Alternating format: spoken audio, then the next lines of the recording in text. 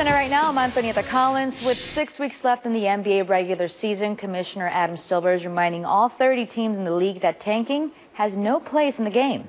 The memo was sent to lay out why Mavericks owner Mark Cuban was fined $600,000 after saying losing was the team's best option on a podcast. Here's what the memo said in part. Quote, "We have been careful to distinguish between efforts teams may make to rebuild the rosters, including through personnel changes over the course of several seasons, and circumstances in which players or coaches on the floor take steps to lose games. If we ever received evidence that players or coaches were attempting to lose or otherwise taking steps to cause any game to result otherwise than on its competitive merits, that conduct would be met with the swiftest and harshest response possible from the league office." That'll do it for the SportsCenter right now update. For more on this, here's First Take. Antonieta, thank you kindly. Adam Silver apparently not messing around when it comes to tanking in his association. Max, should Silver have even sent this memo? Not really, no. And by the way, I got to start by saying this. What he said is true, which is we can't go to the integrity of the competition itself. I would never advocate for players on the court trying to, playing in a way not as well as they can so they lose, or a coach coaching in a way to help his team lose, because that goes to the integrity of that competition on that night. No, tanking doesn't mean that, really. It doesn't mean you're throwing the game. It means that you're fielding a young roster, that you're not spending money on top players or just players good enough to help you in the short run but not the long run, that you're constructing a roster and trying things that you know will result in a bad record so that you may pick high up in the draft. What Adam Silver is doing here really is no more than a PR move that he feels like obviously he has to do because it doesn't address the real root of the issue, which is incentives. The lottery system incentivizes teams, if they're not really good, to be really bad. Everyone knows this, and that's what needs to be addressed. This is like, the analogy is like the NBA is a marketplace. Think of it as a marketplace. And Adam Silver is the government. And businesses, if they're only looking out for their own short-term interest, it could have a detrimental effect on their long-term health, which is why you need government regulation sometimes of marketplaces and businesses, because they're very good at allocating resources in the short run, but over longer horizons, it's good to have a smart person there going, wait a minute, can't you see this is headed for disaster? We need to change this. And that's Adam Silver. But the only way to truly change behavior, it's not by a threatening letter, it's by fixing the incentives. Adam Silver must figure out a way, and it's not easy, there's no easy way to do this, to fix incentives in terms of the lottery and positioning there so bad teams aren't, or teams that aren't great or in the middle of the pack aren't incentivized to be all the way bad in order to get all the way good. Right now, that's the system in place, and no number of letters from Adam Silver or PR campaign can change that. Only the fixing of the incentives can change it. Did Silver make the right decision to send this? He absolutely did. Even though it's much ado about nothing, because he's basically imploring them, don't be stupid by being obvious when you're trying to tank a season.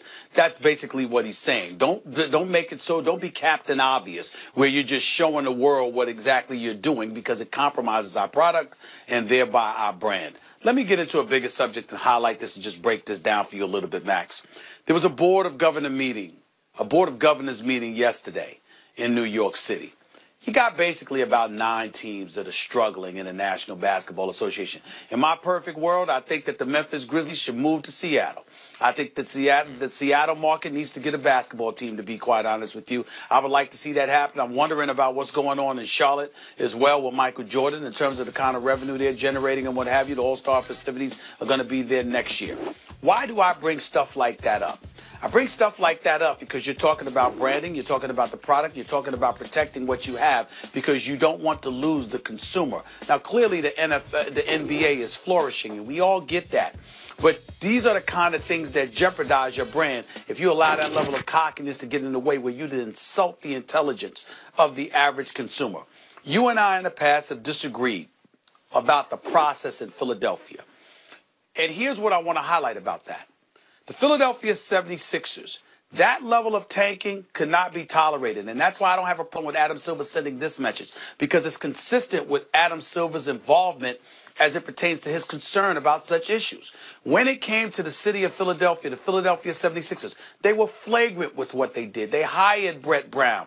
They gave him virtually nothing to work with. And everybody looks at the end result of the drafting of a Ben Simmons, the drafting of a Joel Embiid, the drafting of a Michael Carter-Williams who wins Rookie of the Year, and then you ship him out of town, etc., etc. Here's what they missed. You were losing so badly. 18-win seasons, 19-win seasons. One season was a 10-win season or what have you. It was so deplorable and so embarrassing that the NBA commissioner had to get involved himself by communicating with the owner of the 76ers, who ultimately brought in Jerry Colangelo, who is an iconic figure in the world of basketball. And obviously they've taken a forward step. But what transpired at that particular moment in time? We had Greg Popovich and Rick Carlisle, the president of the Coaches Association. They were so concerned about Brett Brown. Rick Carlisle came to the defense of Brett Brown, and Greg Popovich literally lamented in front of the cameras the kind of deplorable stuff that Brett Brown had to deal with in terms of being bereft with talent on his roster. To sit up there and try to sell that product to a city spanning years is inexcusable, but more importantly, it lets executives off the hook. The draft is not the only way to build. Stinking up the joint and positioning yourself for draft picks is not the only way. Free agency is a way. But it's a good way. Hold on. It's not, but it's not the only way, and that's the point. It's not about it being good or bad. It's that it's not the only way. Even if you draft, you only get a pick or 2 picks. Okay. So you still got a roster to fill. So if you're hold on, I'm going to your point. If you're an executive and you have the license to stink, that's a problem. Max? That is a problem. You can't do that to a city. It's an issue of incentives. Adam Silver so far has been a great commissioner for the NBA. That was a major mistake he made, interfering in the Philadelphia 76ers situation. You're so wrong. I let you talk. I just said you're wrong. I didn't go to a conversation. I just said you're wrong. Okay, fine. It's a major mistake that he made. Why? Because Sam Hinkie, I'm not saying Sam Hinkie could have finished the job, but it's a question just like Mark Jackson in Golden State. Sam Hinkie put them in such good shape going forward that even Brian Colangelo can't screw it up, and that's saying something. The reason Ben Simmons is on the Sixers is Sam Hinkie. The reason Joel Embiid is on the Sixers is Sam Hinkie. Those are the only 2 reasons the Sixers are set up maybe for championship success. Everything else is window dressing. Oh, by the way, they have more draft picks coming. That's what it's about, not all the other nonsense. What did Brian Colangelo do? His mission is to make them good, right? He stupidly traded draft picks, multiple picks, the 3rd pick here and future picks, to move up in the draft so he wouldn't have to take Jason Tatum and can instead he could take Markelle Fultz. The big thing Brian Colangelo so far has done is wasted draft picks to move up and take an inferior player in Markelle Fultz. That's about the job he did. That's about the job he did. So if not he about the premise of telling a team, telling a city we're going to lose on purpose. But listen, I know lots of Sixers fans, Stephen A. They all liked what was happening. They knew that if you lost on purpose for a while, you had a chance to be great, which they now have. They have that chance now because they tanked. You should be ashamed of yourself, and let me be very, very clear. Any pundit who comes on the air echoing that nonsense should be ashamed of itself. So let me get this straight. We can sit out there and take 18, 19, 20 to 25-year-olds and beyond and tell them to compete with one another. But okay, an executive who usually is white in situations like this, by the way, you don't even have to compete. You can stink up the joint. Stink it up for years to come. Let me ask you a question. Max Keller. I would recommend this process for a white or black executive, I agree with that. I'm not accusing you of that. I'm saying that luxury, the luxury of being able to lose on purpose and still have tenure, it ain't happening for one of the brothers. Let me be very, very clear. Let me ask you a question, Max Kellerman. Who's Joe Dumars? Who's Joe Dumars? What about Joe Dumars? Yeah, he's a great player and an executive. Yeah. A two-time champion, a Hall of Famer, 6 consecutive trips to the conference finals, 2 straight trips to an NBA finals, an NBA championship. He can't get a job, but Sam Hinkie can keep his job, losing on purpose. Does no one have a problem with that? Wait, hold on.